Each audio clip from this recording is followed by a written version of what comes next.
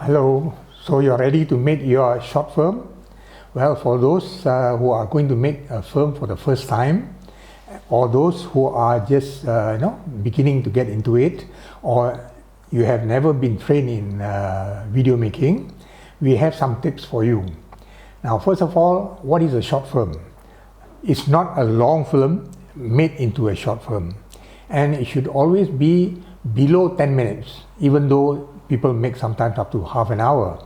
So anything between 5 to 8 minutes will just be about good, especially for a competition. And a short film plays with an idea. Usually we say it's a premise and it is constructed as a sentence. What if somebody or something happens to someone, and so on? That is the beginning of your story. And it is always in continuous time, which I will explain later. Continuous action, and there is a twist at the end of your story. Now you have to understand that there are 4 stages of making a film. It begins with the script, then there is the pre-production, then production and post-production. You should always say a script, not a screenplay. Screenplay is only for a long film, like for the cinemas. What happens during production is what takes it to another level. Now, first of all, you must understand, if you are a first-time filmmaker, don't try to write your own script. Get somebody to write the script.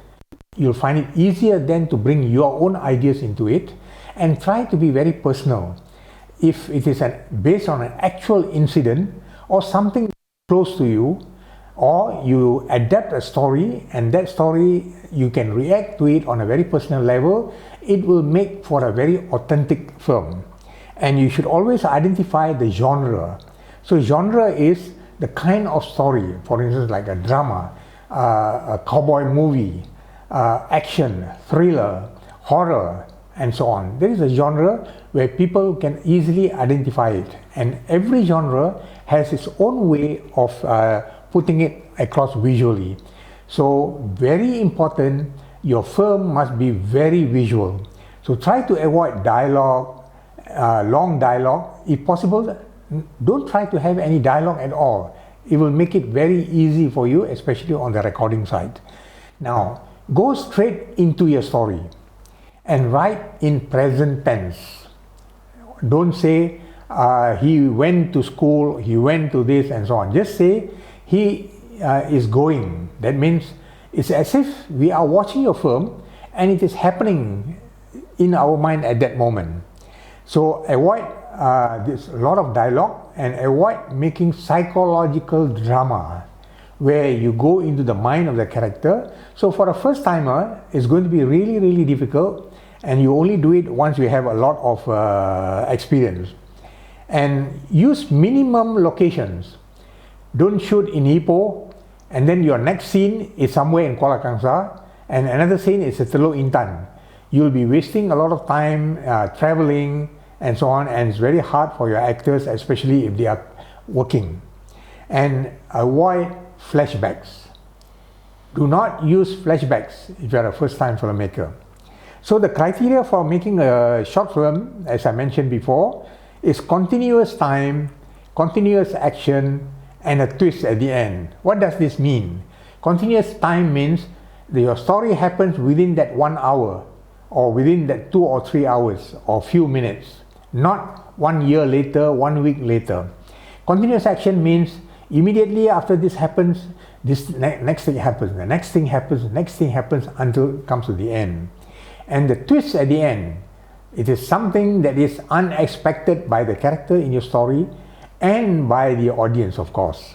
So let me just give you 3 examples from award-winning films, local as well as international, that uses these 3 criteria.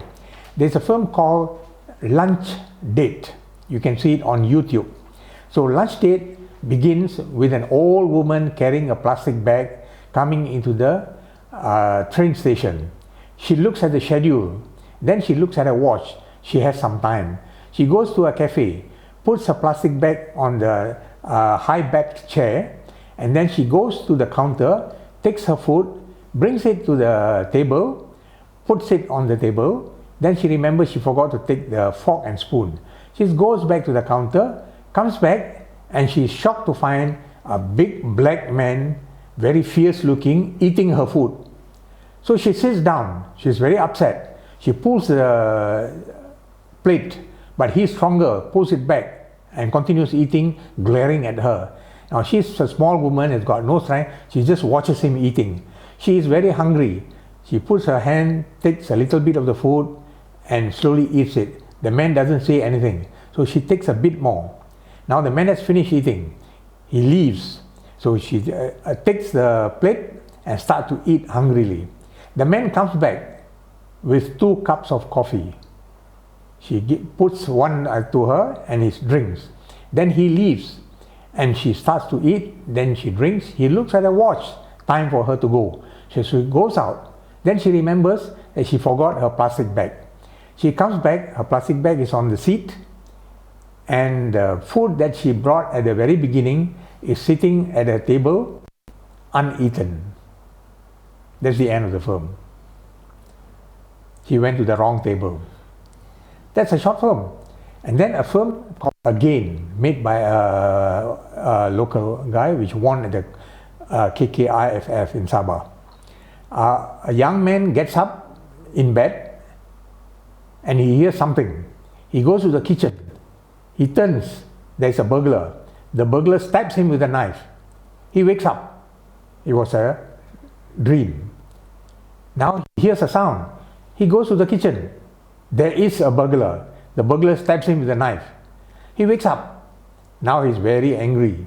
He grabs a baseball bat and he goes out. He wakes up again. He grabs a baseball bat and this time he's ready. And true enough, there is a burglar. And before the burglar can stab him, he bashes the guy with the bat. The burglar wakes up in bed. That's the end of the story. Whose dream is this? Bus stop. A young man, very late at night, nobody on the streets, comes hurriedly to the bus stop. He looks at the watch, hoping for the bus. And then he sees the bus coming. The bus is moving very slowly, stops in front of him, and he runs up, very happy. Then he looks around, there's nobody on the bus. Then he looks at the bus driver's seat, there's no one there. But the wheel is moving, the steering wheel is moving. He gives a scream, he jumps out of the bus and runs off. Now the camera is from behind the bus. 2 guys are pushing the bus. End of story. That's what you mean by continuous time, continuous action, and a twist at the end. Very easily done. So here are some writing tips.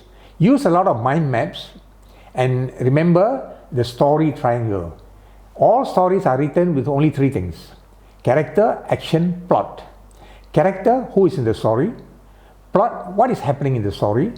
Action, how does the story happen. That's all. That is in a script.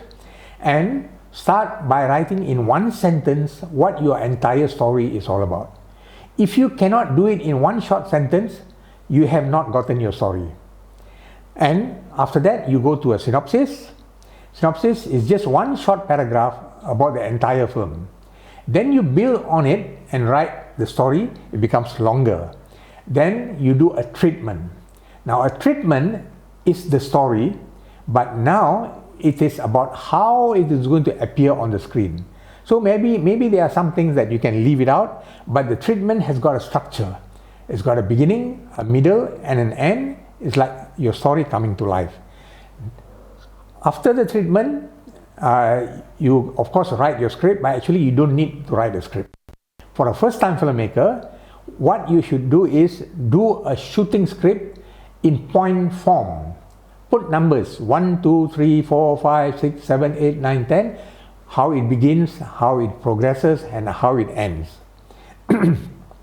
And a good way would be, after that, if there is any dialogue, get your actors to act out the script. And then you will find that you need to make some changes, because maybe the words you have written, it's not really very good for someone to speak. It's more to be read. So one good way to know how your film is going to turn out is to do what we call is animatics. So make small storyboards, get somebody to do it for you, and then shoot it a certain number of seconds, and then edit it out, and then put music or effects and add the dialogue, a very rough dialogue, and you can see your entire film before it is made. So you know whether you are on track or not. It takes a bit more work. So now we are in pre-production. So in pre-production, we have, of course, the producer coming in, the director, the assistant director, art director, cameraman.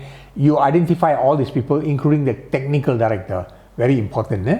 And of course, you discuss about the money, the crew, the actors, the equipment, the location you're going to shoot, the transport, your schedule, and of course, the budget for the whole thing. Then you need to have a production checklist.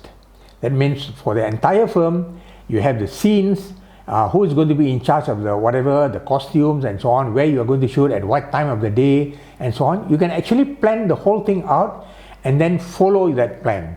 So plan your work and then work your plan. So then you do a scene breakdown. Now supposing your first scene is shooting in Ipoh, but the last scene is in Ipoh. So you don't shoot the opening scene in Ipoh and then you go and shoot the other scenes in Kuala Kangsar and whatever, and then you come back and shoot in Ipoh. You should shoot the first scene and the last scene in Ipoh. That's how you save on time and your actors find it very easy. Now we go into production. You should minimize locations. So let's say you're shooting in a place where you need shop houses. So find, and then maybe there's another scene that looks like it's in a forest. Find a place where there are shop houses, and then if you turn your camera, you'll find there are a lot of trees. So that's your scene in the forest. So you save a lot of time. And do not shoot outside between 11 a.m. and 3 p.m. because the sun will be very high, and then you will have what we call the mask of Zorro. It doesn't look good on video, and unless of course you are a professional, you know how to overcome all of that. So plan to shoot between that time, 11 and 3, interior shooting. Now this is where you go into cinematography, production design, art direction, how to shoot, direct sound and so on. You really need professionals to help you out, like I know what kind of angles and so on and what do they mean. Now here are some directing tips. So try to have professionals, like a professional cameraman, a professional sound man working for you, and of course a professional editor. If you're a first timer, you better get professional help. And there are a lot of professionals who will be very willing to help you out if they are not working on something at the time. Make sure you rehearse before you shoot. So have the actors going through the scenes and see whether you need to help them out in certain areas, that maybe you have to adjust the dialogue or get them to move around, because they will be self-conscious, especially if they are not professionals. So try to get 1 or 2 good professional actors to work for you. Some of them will be very happy to do that. So follow the linear method. Follow from A to B, A, B, C, D, E until the end. And very important to understand how to direct. That means calling the shots. Always, everybody is looking at you. You are the boss at that moment. Nobody can take that job away from you. So always ask whether everybody is ready for the shoot. Ask the cameraman, ask them, everybody must say very loudly, ready. Then only you say, run sound. So sound must go first, followed by run camera. And then action. Or ask the actors if they are ready, and then only you say action, because suddenly, who knows, he's self-conscious, he wants to go to the toilet and so on. So calling the shot is very important to understand. So put your camera on a tripod. Do not shoot handheld, because handheld is a subjective shot. You must know when to use it. So put the camera on a tripod and don't have the actors talking to the camera. That's breaking the rule. You only do that when you are an expert. So have them talking to each other, reacting properly. Most important, don't lose your temper if the actors cannot handle it properly. So maybe postpone the shoot and so on. Once you start to lose your temper, everybody gets upset and you are not going to get a good production. The other thing is to have a B roll. A-roll is following the script.